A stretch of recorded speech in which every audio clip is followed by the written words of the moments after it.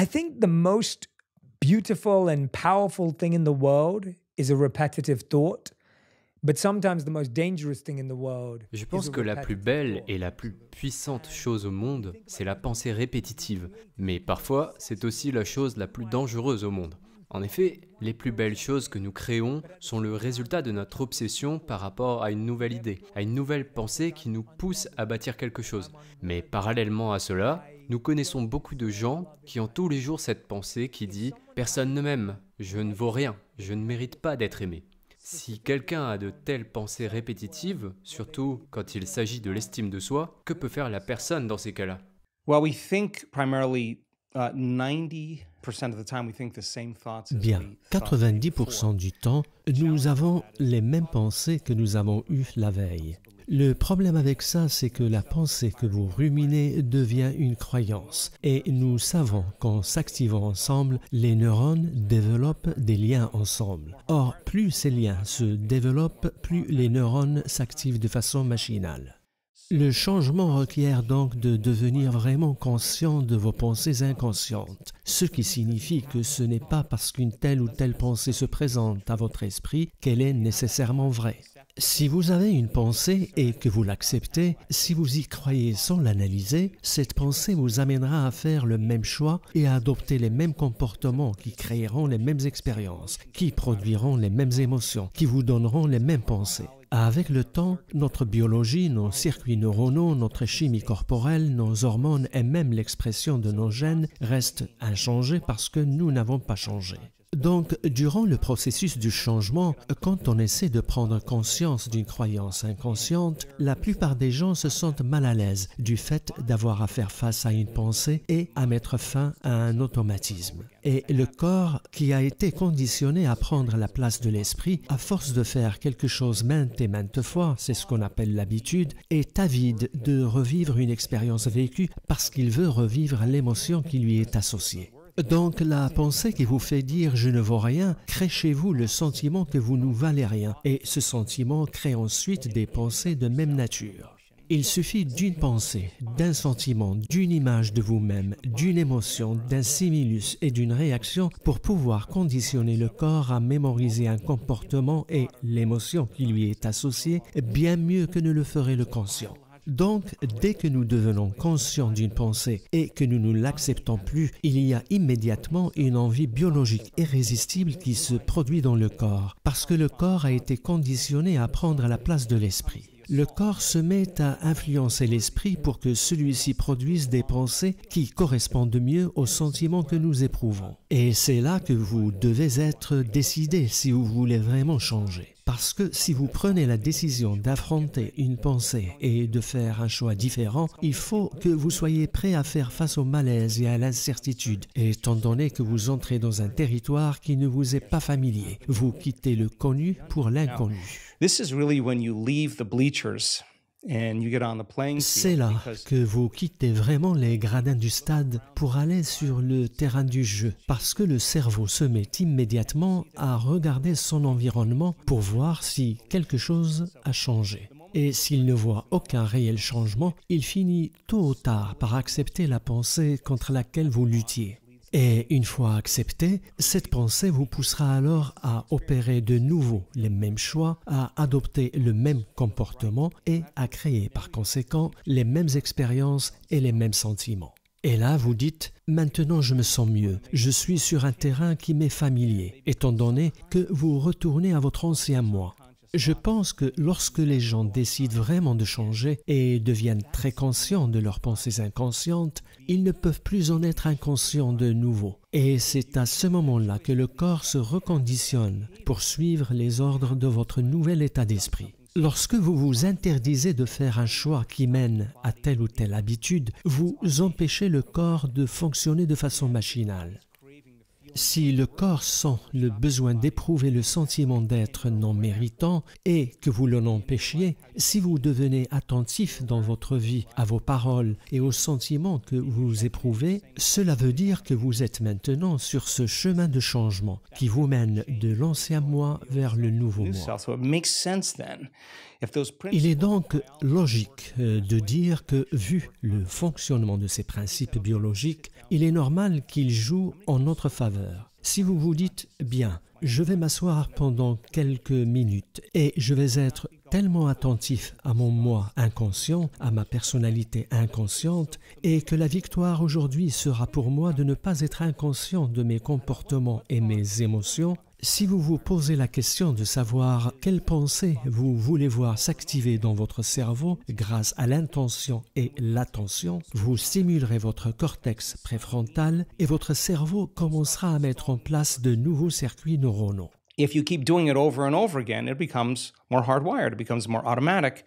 And now you're installing a new belief that you are worthy of love, you are worthy of abundance, you are worthy Si of heal, vous whatever that continuez is. à être conscient de cette manière de faire, les choses deviennent plus ancrées, plus automatiques. Ce qui fait que maintenant vous commencerez à mettre en place une nouvelle croyance qui dit « je mérite d'être aimé, je mérite l'abondance, je mérite la guérison ». C'est cette croyance que vous devez faire vôtre, surtout dans les moments les plus difficiles. Car si vous n'avez pas déjà les circuits en place, vous retournerez par défaut à vos anciens programmes. Donc si vous vous dites « bien, comment je vais réagir lors de mes appels sur Zoom ou en voiture aujourd'hui ?» ou « comment je vais réagir vis-à-vis de mes collègues aujourd'hui ?» et que vous répétez mentalement comment vous réagirez dans ces situations, le cerveau ne fait pas réellement la différence entre une expérience vécue en vrai et ce que vous imaginez. Tout cela est prouvé par les recherches menées sur la répétition mentale. Si vous continuez à faire activer et lier les bons neurones, votre comportement changera en conséquence, car vous mettez ainsi en place un nouveau circuit neuronal que vous utilisez pour faire correspondre votre comportement à vos intentions. Quand vous vous dites « qu'est-ce que cela fait de sentir que je mérite d'être aimé » ou de sentir que je suis prospère et que vous vous dites ensuite « je vais apprendre à mon corps comment sentir tout cela avant même que l'événement ne se manifeste dans ma vie », cela veut dire qu'au lieu d'attendre que la vie change avant de vous sentir méritant, vous changez la vie en devenant méritant, en créant le sentiment d'abondance et d'amour, en créant une émotion élevée. Or, les données dont nous disposons sont irréfutables parce que quand vous commencez à élever votre état émotionnel et que vous arrivez vraiment à le maintenir élevé, votre corps est tellement objectif qu'il croit réellement vivre dans un tout nouvel environnement avant même que celui-ci ne change. Autrement dit, le corps croit qu'il est dans ce nouveau futur et si c'est l'environnement qui déclenche les gènes, et c'est le cas, et que le produit final d'une expérience vécue c'est une émotion, ce que vous faites alors, c'est que vous déclenchez des gènes avant que l'environnement le fasse et votre corps se met à se reconditionner pour correspondre à la réalité de votre nouvel état d'esprit. Si vous faites ça tous les jours, d'ailleurs le mot méditation veut dire littéralement se familiariser avec, si vous vous familiarisez avec votre nouveau moi et que vous vous dites « je ne vais pas me relever jusqu'à ce que je ressente ce sentiment, je veux être capable d'éprouver ce sentiment quand je veux », il suffit pour cela d'une pensée, d'un sentiment, d'une image de futur, d'une émotion et d'un stimulus en réaction pour pouvoir conditionner votre corps à croire qu'il vit une toute autre vie. Et lorsque vous ressentez les émotions de votre futur, quelque chose d'étonnant se produit. Vous n'éprouvez plus le sentiment de manque ou de séparation. Vous n'attendez plus que ce soit l'événement qui met fin à ce sentiment de manque ou de séparation, car votre corps croit vraiment que l'événement s'est déjà produit. Et alors attention, car c'est là que votre vie commence à changer. Et nous avons découvert qu'en mettant en pratique cette technique et en plongeant complètement dans cette expérience pendant 7 jours, la quantité des changements métaboliques et biologiques qui se produisent dans le corps sont tellement importants que celui-ci croit vraiment qu'il vit dans ce futur-là. Donc, une pensée mène à un choix qui lui-même mène à une façon de se comporter et cette façon de se comporter crée une expérience qui produit elle-même une émotion. Et cette nouvelle émotion change alors votre façon de penser. Et lorsque vous vivez l'expérience et que vous éprouvez le sentiment que vous êtes prospère et riche, je vous garantis que vous voudriez faire en sorte que le changement soit constant dans votre vie. This is why I love talking to you. C'est pour cela que j'aime beaucoup vous parler. J'espère que les gens écouteront encore et encore ce dont vous venez de parler. Partly, I think there's something to be said for that.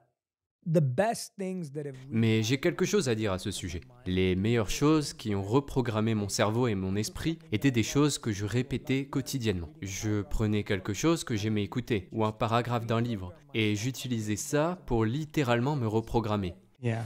And as I'm listening to you talk, I Et think pendant que vous parliez, j'ai pensé à quelques petites choses que je veux souligner. Lorsque je vivais comme moine et que j'étudiais les Védas, ces derniers parlaient de 3 modes différents. Le mode de l'ignorance, le mode de la passion et le mode de la bonté.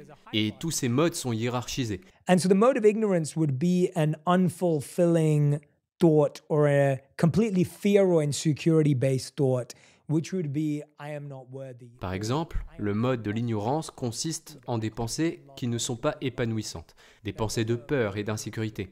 A mode of passion thought would be I can be in love with anyone I Alors que want. le mode de la passion serait par exemple « je mérite l'amour et je peux trouver tout ce que je veux ».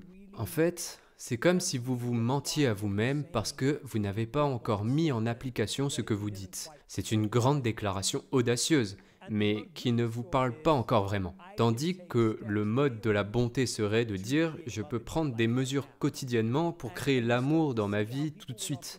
Et j'avais remarqué que les gens nous disaient, quand ils nous entendaient, « Oh, ce n'est que de la pensée positive ». Mais vous dites que ce n'est pas juste une fausse déclaration, car en utilisant l'intention et l'attention, vous devenez conscient de la manière dont vous les utilisez. Si je fais quelque chose tous les jours, et que je pose mon attention sur X, Y ou Z, je peux créer une nouvelle réalité pour moi-même. Quand je sais que je vais avoir une conversation difficile avec quelqu'un lors d'une réunion, je répète mentalement pour me préparer. Je pense que vous avez tellement raison de dire qu'on peut être dans le futur. Je le fais même quand je fais du parachutisme ou avant de me plonger dans une eau froide. Je pense que ce qu'il y a de vraiment intéressant, c'est que l'anxiété et le stress que nous ressentons sont dus en partie au fait que nous espérons ne plus les ressentir à nouveau. Nous pensons que nous pouvons arriver à un point où nous ne les ressentirons plus. J'ai presque envie de dire qu'une telle attitude est susceptible de nous faire souffrir encore davantage de l'anxiété et de l'incertitude inévitable que nous ressentons. J'aimerais avoir votre opinion là-dessus. Gosh, I'd love to respond. I Bon got Dieu, 3 j'ai déjà thoughts. 3 pensées qui me viennent en même temps. Pour répondre à la première partie de votre question, la vie est une expérience, n'est-ce pas? Donc, si votre personnalité crée votre réalité personnelle et si votre personnalité est le fruit de votre manière de penser, d'agir et de sentir, si vous continuez à penser, à agir et à sentir de la même manière, votre vie restera inchangée parce que vous n'avez toujours pas changé. Donc, l'expérience consiste à se dire « D'accord, je vais commencer à penser différemment. Je dois rappeler à moi-même comment je veux penser et comment je ne veux pas penser pour que je ne le fasse plus à mon insu et devenir inconscient. Je dois rappeler à moi-même comment je vais me comporter afin que mon comportement corresponde à mes intentions et comment je veux me sentir. Et si je peux réussir ce jour-là, alors des changements se produiront dans ma vie. Il s'agit donc d'une expérience que vous faites. Et s'il n'y a pas de changement, cela ne veut pas dire que cette loi ne marche pas pour vous, mais simplement que vous n'êtes pas encore assez bon et que vous devriez juste continuer à pratiquer. Donc, le fait de vous déconnecter de votre vie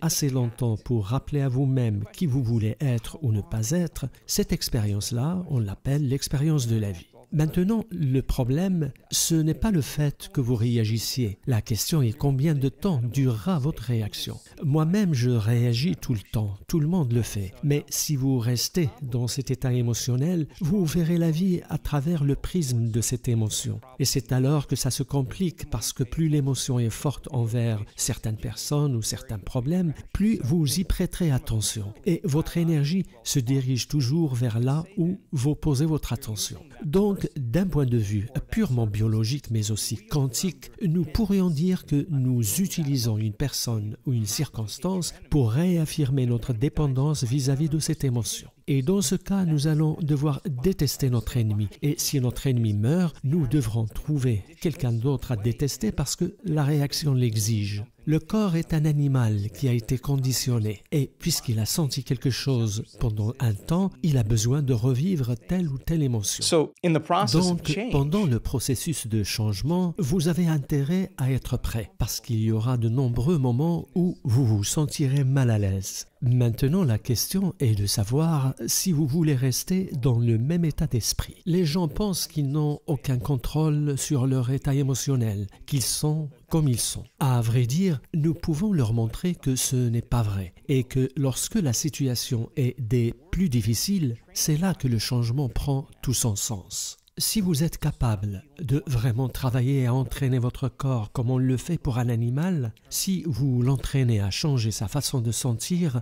si vous pensez que vous êtes un être éternel, supposons que c'est le cas, la plupart des religions disent que nous sommes éternels, qu'elles parlent du paradis, de l'enfer ou du nirvana, en tout cas vous êtes là pour longtemps. Et le moment du malaise ressenti importe énormément dans la perspective de l'éternité parce que ce moment-là est une décision de votre part de ne plus être défini par votre passé. Et pourquoi vous êtes défini par votre passé? Parce que les émotions sont le vestige du passé. Et quand vous ressentez telle ou telle émotion, votre corps croit qu'il revit la même expérience qu'il a vécue dans le passé. Donc ces émotions, qu'elles soient justifiées ou pas, ne font du mal à personne d'autre si ce n'est à vous-même, parce que les effets à long terme dérèglent le fonctionnement des gènes et créent des maladies. Tôt ou tard, vous allez devoir vous poser la question de savoir si, en agissant ainsi, vous faites preuve d'amour envers vous-même. Et le pardon, c'est tout simplement quand vous surmontez l'émotion, vous détournez votre attention de telle personne ou de tel problème, vous vous libérez et vous libérez les autres.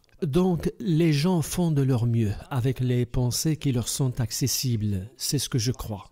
Et si vous n'êtes pas conscient du fait qu'il vous est possible de contrôler vos états émotionnels, vous dépendrez du monde extérieur pour le faire, en jouant un jeu sur votre ordinateur, en regardant Netflix ou en consommant des drogues, etc. Et je pense que ça, c'est de l'hypnose, c'est du conditionnement. Apprenez aux gens qu'ils peuvent réguler et changer leurs états émotionnels et vous leur donnerez ainsi les outils pour se retrouver littéralement dans un nouveau futur. Le processus du changement est bien sûr extrêmement inconfortable, mais la question est combien de temps vous allez rester dans cet état émotionnel. 50% des histoires que les gens racontent à propos d'une expérience passée ne sont pas véridiques. Ils inventent des choses pour donner une justification à la raison pour laquelle ils n'ont pas changé depuis un événement qui a eu lieu dans le passé. Je pense que le changement est un processus continuel et plus on change, plus on doit en voir la preuve dans notre vie. Et c'est ce qui fait que c'est passionnant.